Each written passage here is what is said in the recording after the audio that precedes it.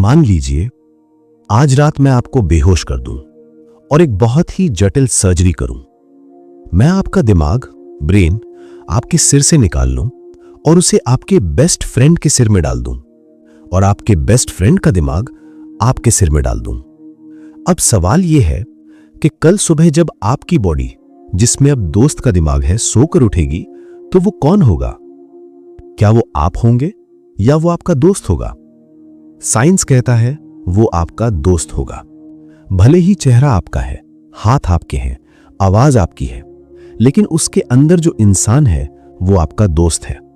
उसकी यादें, उसका गुस्सा, उसका प्यार सब उस 1.3 किलो के मांस के टुकड़े के साथ उस शरीर में चला गया।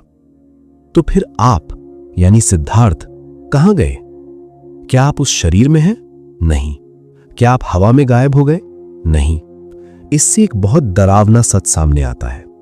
हम अक्सर कहते हैं मेरा दिमाग, मेरा हाथ, मेरा शरीर, लेकिन सच यह है कि आप शरीर नहीं हैं, आप दिमाग भी नहीं हैं। आप वो करंट है जो उस दिमाग में दौड़ रहा है। स्वागत है ऑफिशियल साइकोलॉजी में। मैं हूं आपका होस्ट सिद्धार्थ सिंह। आज हम साइकोलॉजी के उस मोड़ पर खड़े हैं जहां विज्ञान और दर्शन एक दूसरे से टकराते हैं। आज का टॉपिक है माइंड, ब्रेन और बिहेवियर का रिलेशनशिप।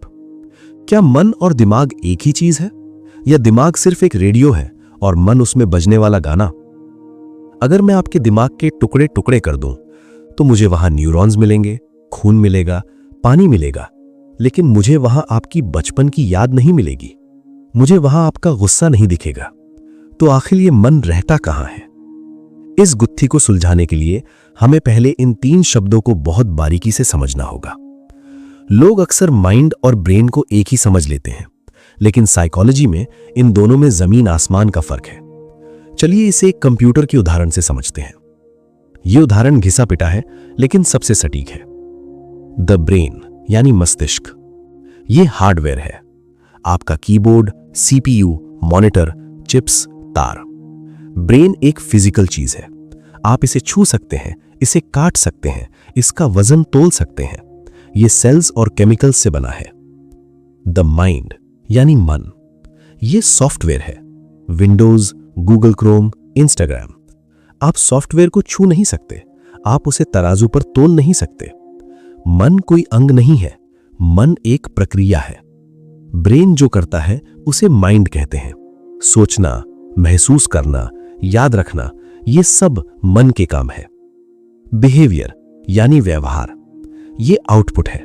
स्क्रीन पर जो दिख रहा है या प्रिंटर से जो पन्ना बाहर निकल रहा है, जब माइंड यानी सॉफ्टवेयर ब्रेन यानी हार्डवेयर को कमांड देता है तो हाथ हिलता है, मुंह से शब्द निकलते हैं, इसे हम व्यवहार कहते हैं। तो रिश्ता क्या है? ब्रेन, माइंड और बिहेवियर। लेकिन दोस्तों, कहानी इतनी सीधी नहीं है। अगर ये इतना ही आसान होता तो आज हम इस पर चर्चा नहीं कर रहे होते। दिक्कत तब आती है जब हम पूछते हैं कि क्या सॉफ्टवेयर हार्डवेयर के बिना चल सकता है?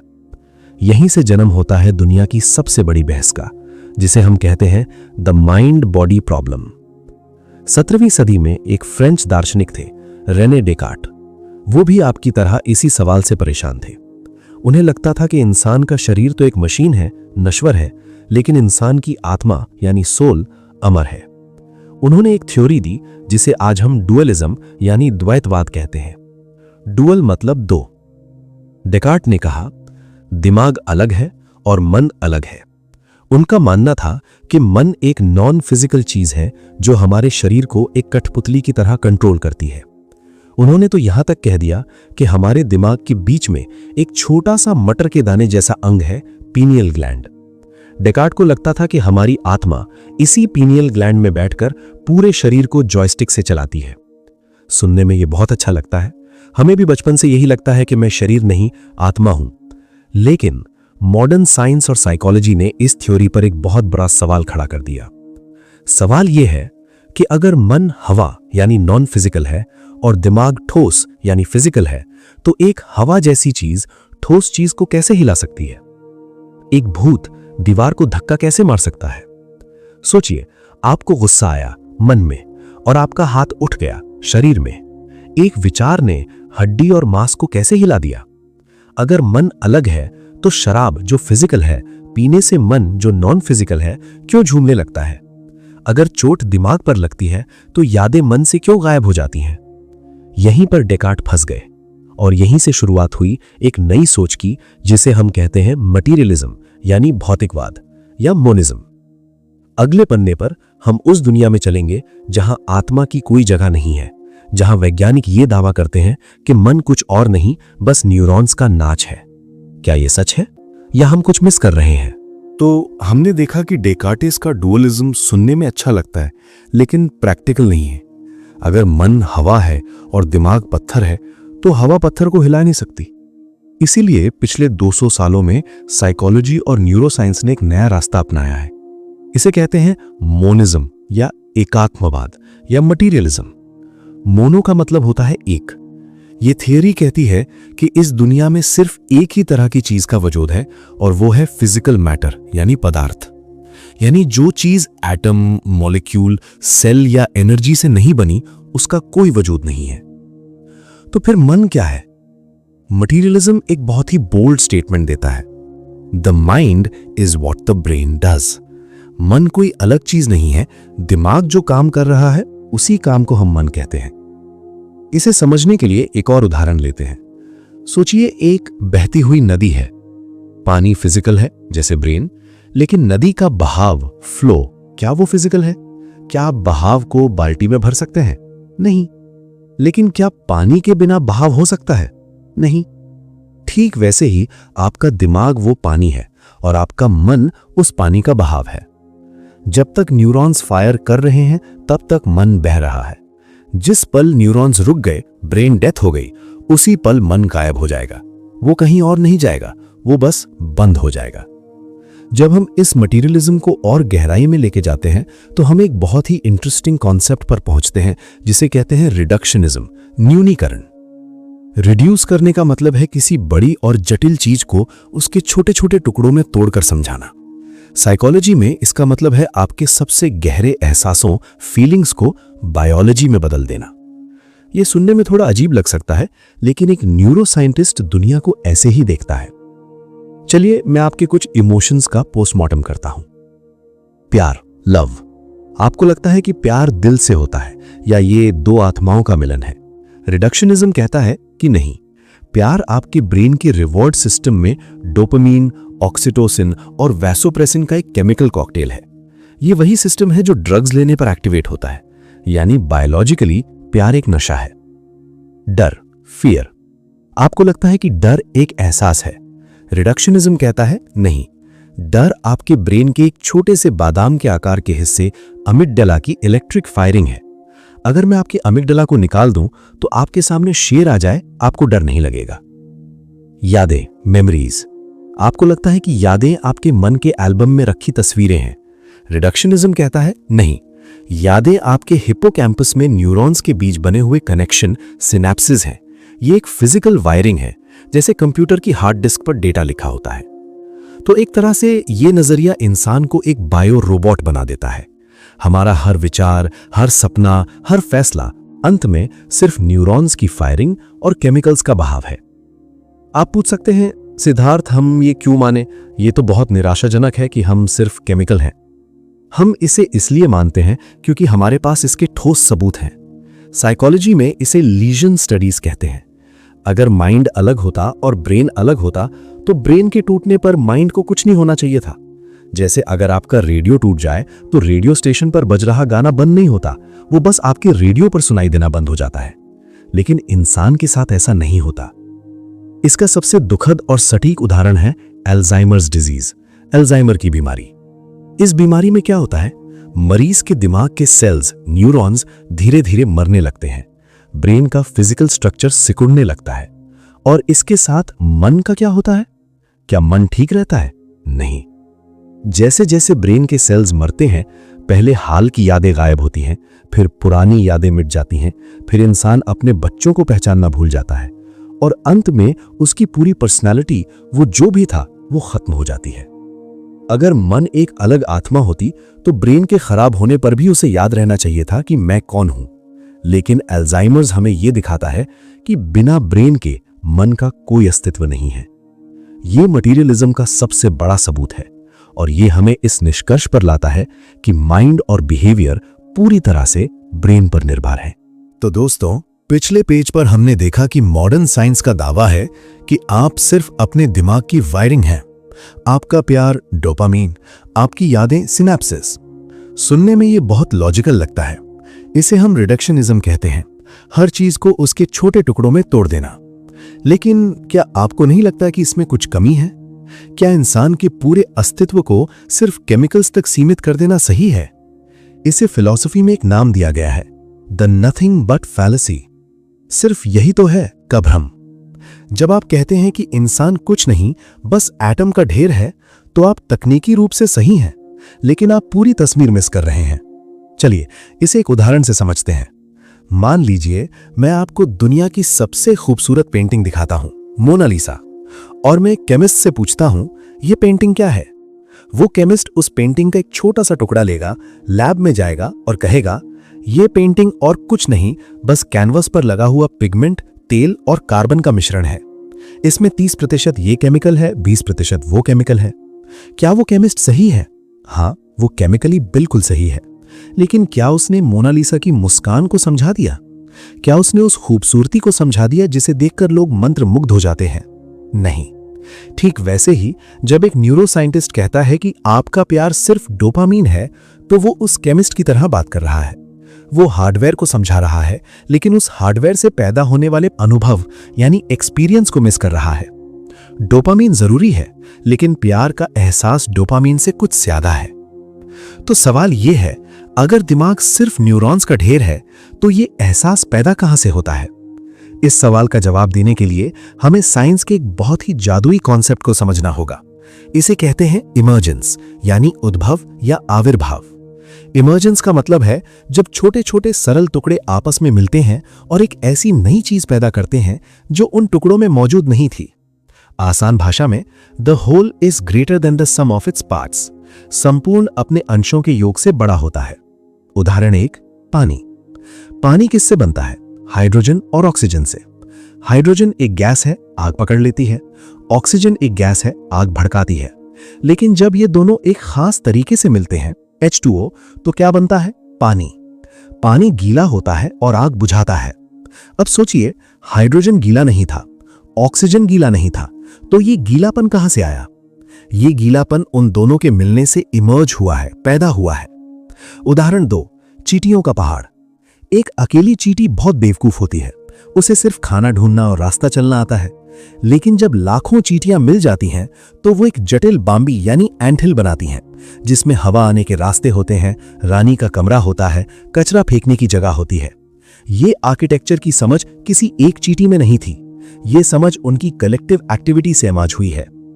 अब इसे दिमाग पर लागू करें। आपका एक अकेला न्यूरॉन बहुत बेवकूफ है, उसे नहीं पता कि आप कौन हैं, उसे सिर्फ करंट पास करना आता है। लेकिन जब 86 अरब न्यूरॉन्स एक साथ एक खास पैटर्न में फायर करते हैं, तो बूम, एक नई चीज इमर्ज होती है, जिसे आप मन या चेतना कहते हैं। तो मॉडर्न साइंस का सबसे सटीक जवाब यह है, mind is an emergent property of the brain. मन मस्तिष्क का एक उद्भव गुण है। जैसे पानी का गुण गीलापन है, वैसे ही ब्रेन का गुण मन है। इमर्जेंस का कॉन्सेप्ट बहुत अच्छा है, यह समझाता है कि जटिलता कैसे पैदा होती है। लेकिन दोस्तों, अभी भी एक आखिरी पहेली बाकी है, एक ऐसी पहेली जिसने दुनिया के सबसे बड़े वैज्ञानिकों और दार्शनिकों की नींद उड़ा रखी है। इसे कहते हैं the hard problem of consciousness, चेतना की कठिन समस्या। यह टर्म दार्शनिक डेविड चाल्मर्स ने दिया था। यह प्रॉब्लम क्या है? देखिए, साइंस के लिए यह समझाना आसान है कि जब आप लाल रंग देखते हैं, तो आंख से सिग्नल ब्रेन के पिछले हिस्से यानी ऑक्सिपिटल लोब में जाता है और वहां के न्यूरॉन्स फायर करते हैं। यह इजी प्रॉब्लम है। लेकिन हार्ड प्रॉब्लम यह है, उस न्यूरॉन के फायर होने पर आपको लाल रंग का अनुभव क्यों होता है? जब आपको सुई चुभती है, तो ब्रेन में दर्द का सिग्नल जाता है, यह तो मशीनरी है। लेकिन आपको वो चुभन महसूस क्यों होती है? एक रोबोट के अंदर भी हम सेंसर लगा सकते हैं। अगर उसे सुई चुभाओगे, तो वो भी हाथ पीछे खींच लेगा और कहेगा आउच। लेकिन क्या रोबोट को अंदर से सच में दर्द हुआ, या वो सिर्फ प्रोग्रामिंग थी? हम मानते हैं कि रोबोट को दर्द महसूस नहीं हुआ, उसके अंदर अंधेरा है। लेकिन आपके अंदर अंधेरा नहीं है, आपके अंदर एक मैं है जो सब कुछ महसूस कर रहा है। इसे क्वालिया कहते हैं, चीजों को महसूस करने का व्यक्तिगत अनुभव। विज्ञान, मटीरियलिज्म ये समझा सकता है कि ब्रेन कैसे काम करता है, लेकिन विज्ञान आज तक ये नहीं समझा पाया है कि एक फिजिकल चीज ब्रेन में से एक नॉन फिजिकल अनुभव महसूस करना कैसे पैदा होता है। न्यूरॉन्स के करंट से स्वाद, रंग और दर्द कैसे बनता है। ये वो दीवार है जहां आकर आज का विज्ञान खड़ा हो गया है। तो दोस्तों, पिछले 3 पेजों में हमने जो सीखा उससे एक निराशाजनक तस्वीर बनती है। ऐसा लगता है कि हमारा ब्रेन एक कठपुतली नचाने वाला मास्टर है और हमारा मन और व्यवहार सिर्फ उसकी कठपुतलियां हैं। अगर मेरे ब्रेन में सेरोटोनिन कम है तो मैं उदास रहूंगा, चाहे मैं कुछ भी कर लूं।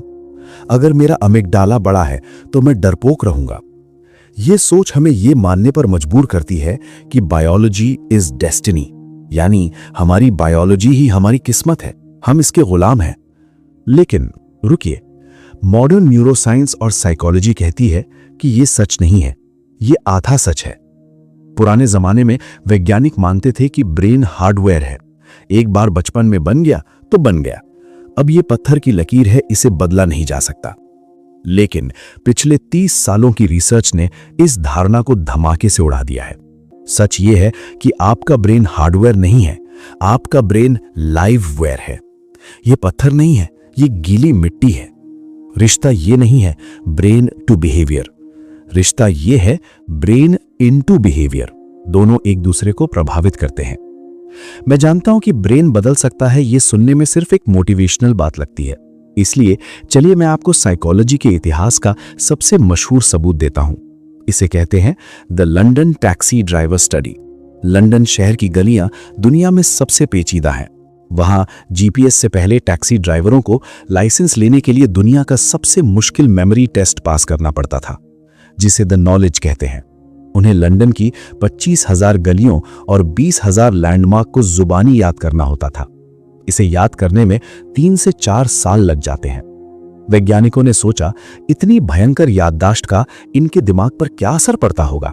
उन्होंने इन टैक्सी ड्राइवरों के ब्रेन स्कैन किए और जो नतीजा आया उसने दुनिया हिला दी। हमारे दिमाग में एक हिस्सा होता है हिप्पोकैम्पस, यानी समुद्री घोड़े जैसा आकार वाला।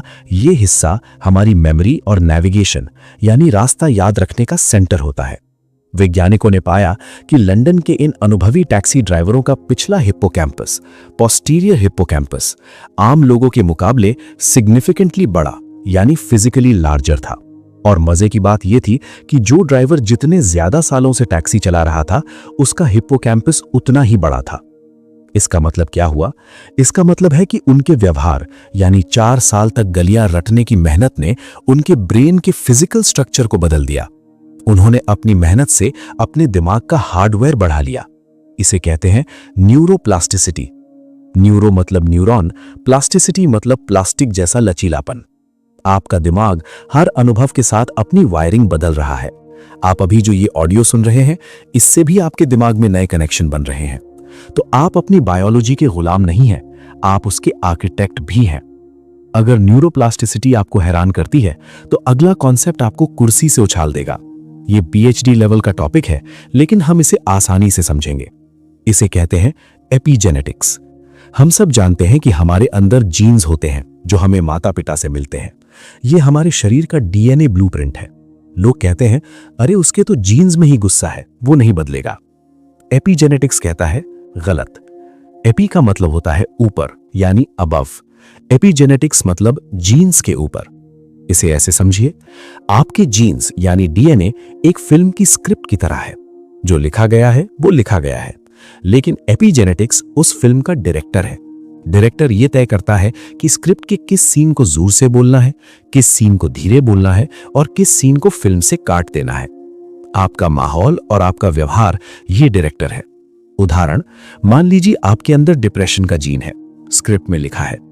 लेकिन अगर आप बहुत अच्छे माहौल में रहते हैं, कसरत करते हैं, खुश रहते हैं, तो आपका यह व्यवहार एक केमिकल सिग्नल भेजेगा जो जाकर उस डिप्रेशन वाले जीन को स्विच ऑफ कर देगा। जीन वही है, लेकिन अब वो चुप है।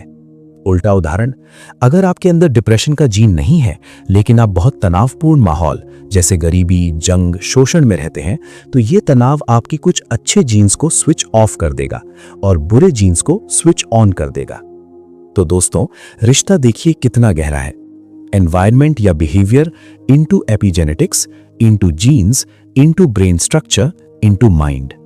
ये साबित करता है कि हमारा मन, मस्तिष्क और व्यवहार एक बंद कमरे में नहीं है। ये एक खुला सिस्टम है जो दुनिया के साथ लगातार बातचीत कर रहा है। तो दोस्तों, अब तक हम एक पेंडुलम की तरह झूल रहे थे। कभी हम कहते हैं सब कुछ ब्रेन है, बायोलॉजी। कभी हम कहते हैं माहौल ब्रेन को बदल देता है, एनवायरनमेंट। कभी हम कहते हैं चेतना एक रहस्य है, साइकोलॉजी। तो सच क्या है? क्या डिप्रेशन केमिकल लोचा है, या बुरी सोच है, या नौकरी जाना है? 1977 में एक महान साइकियाट्रिस्ट जॉर्ज एंजल ने इस झगड़े को हमेशा के लिए खत्म कर दिया। उन्होंने साइकोलॉजी को वो मॉडल दिया जिसे आज हर डॉक्टर, हर समझ वैज्ञानिक और हर स्टूडेंट फॉलो करता है। इसे कहते हैं द बायोसाइकोसोशल मॉडल, जैव मनोसामाजिक मॉडल। नाम भारी है लेकिन मतलब बहुत गहरा है। एंजल ने कहा, इंसान को समझने के लिए आपको 3 चश्मे एक साथ पहनने होंगे। बायोलॉजिकल, बायो, ये आपका हार्डवेयर है, आपके जीन्स, आपके न्यूरॉन्स, आपके हार्मोन्स। जैसे क्या आपके परिवार में डिप्रेशन की हिस्ट्री है? साइकोलॉजिकल, साइको, ये आपका सॉफ्टवेयर है, आपकी सोच, आपकी यादें, आपके इमोशंस, आपकी पर्सनैलिटी। जैसे क्या आप हमेशा नेगेटिव सोचते हैं? क्या आपका आत्मविश्वास कम है? सोशल, ये आपका नेटवर्क है, आपका परिवार, आपका समाज, आपकी गरीबी या अमीरी, आपका कल्चर। जैसे क्या आपकी जॉब चली गई है? क्या आपके पास सपोर्ट करने वाले दोस्त हैं? साइकोलॉजी का अंतिम सच ये है कि माइंड, ब्रेन और बिहेवियर, ये तीनों अलग अलग नहीं है, ये एक ही सिस्टम के 3 हिस्से हैं। अगर आपकी सोशल लाइफ यानी नौकरी जाना खराब होती है तो आपकी साइकोलॉजिकल हालत, चिंता यानी स्ट्रेस खराब होगी, और ये स्ट्रेस आपके बायोलॉजिकल ब्रेन, कॉर्टिसोल हार्मोन को डैमेज करेगा। और ये उल्टा भी चलता है। अगर आप बायोलॉजिकली बीमार हैं, जैसे ब्रेन ट्यूमर, तो आपकी साइकोलॉजी, गुस्सा, बदलेगी और इससे आपके सोशल रिश्ते, तलाक, ब्रेकअप टूट जाएंगे। तो अगली बार अगर आपसे कोई पूछे कि मन और दिमाग का क्या रिश्ता है, तो आप कहेंगे रिश्ता एक तरफा नहीं है, ये एक डांस है जहां बायोलॉजी, साइकोलॉजी और समाज एक साथ नाच रहे हैं। तो अब हम उस सवाल पर वापस आते हैं जहां से हमने पेज 1 पर शुरुआत की थी कि क्या मैं सिर्फ एक मशीन हूं? साइंस का जवाब है हाँ, आप एक मशीन है, लेकिन आप एक साधारण मशीन नहीं है। आप ब्रह्मांड की एकमात्र ऐसी मशीन है जो खुद को जानती है और खुद को बदल सकती है। एक टोस्टर को नहीं पता कि वो टोस्टर है, वो अपनी वायरिंग नहीं बदल सकता, लेकिन इंसान का माइंड यानी मन एक ऐसा जादुई आईना है जिसमें ब्रेन खुद को देख सकता है। आपके जीन्स ने आपको ताश के पत्तों की तरह एक हैंड दिया है, ये आपकी बायोलॉजी है जिसे आप बदल नहीं सकते। लेकिन आप उन पत्तों को खेलते कैसे हैं, ये आपके माइंड के हाथ में है, ये आपकी साइकोलॉजी है। और जिस टेबल पर आप खेल रहे हैं वो आपका सोसाइटी है। तो रिश्ता क्या है? ब्रेन वो इंजन है जो गाड़ी चलाता है, बॉडी वो चेसिस है जिस पर इंजन रखा है, सोसाइटी वो सड़क है जिस पर गाड़ी चल रही है, लेकिन माइंड यानी मन वो ड्राइवर है जो स्टीयरिंग व्हील पकड़े बैठा है। हाँ, ड्राइवर इंजन के बिना बेकार है, माइंड नीड्स ब्रेन, लेकिन इंजन भी ड्राइवर के बिना अंधा है, ब्रेन नीड्स माइंड। साइकोलॉजी हमें यही सिखाती है कि कैसे एक बेहतर ड्राइवर बने, कैसे अपने इंजन की देखभाल करें और कैसे अपनी गाड़ी को सही सड़क पर ले जाएं। दोस्तों, आज हमने साइकोलॉजी के सबसे गहरे और उलझे हुए रिश्ते को सुलझा लिया, मन और शरीर का रिश्ता, माइंड बॉडी रिलेशनशिप। हमने जाना कि हम सिर्फ एक बायोलॉजिकल मशीन नहीं है, हमारा हार्डवेयर यानी ब्रेन और हमारा सॉफ्टवेयर यानी माइंड एक दूसरे को लगातार बदल रहे हैं। Biopsychosocial model. लेकिन कहानी अभी खत्म नहीं हुई है। चैप्टर 1 इंट्रोडक्शन टू साइकोलॉजी अभी बस शुरू हुआ है। अब तक हम इंसान के दिमाग के अंदर झांक रहे थे, लेकिन क्या आपने कभी सोचा है कि इस दिमाग के अंदर भी 3 अलग अलग दुनिया बसी हुई है? एक दुनिया जो अभी आपकी बातें सुन रही है, कॉन्शियस माइंड। एक दुनिया जो चुपचाप आपकी सांसें और धड़कन चला रही है, सबकॉन्शियस माइंड। और एक तीसरी अंधेरी दुनिया जहां आपकी दबी हुई इच्छाएं और डर छुपे बैठे हैं, अनकॉन्शियस माइंड। अगले एपिसोड चैप्टर 1 टॉपिक 5 में हम सिगमंड फ्रॉइड की उस मशहूर थ्योरी को डिकोड करेंगे। हम जानेंगे कि आपकी जिंदगी के 90% फैसले आप नहीं, बल्कि आपके अंदर बैठा वो अनजान मन ले रहा है। मैं हूं आपका होस्ट सिद्धार्थ सिंह और आप सुन रहे थे ऑफिशियल साइकोलॉजी। याद रखिए, आप सिर्फ अपने दिमाग की उपज नहीं है, आप वो शक्ति हैं जो उस दिमाग को नया रूप दे सकती है। मिलते हैं अगले टॉपिक में। Stay curious, stay wired, stay human. जय हिंद।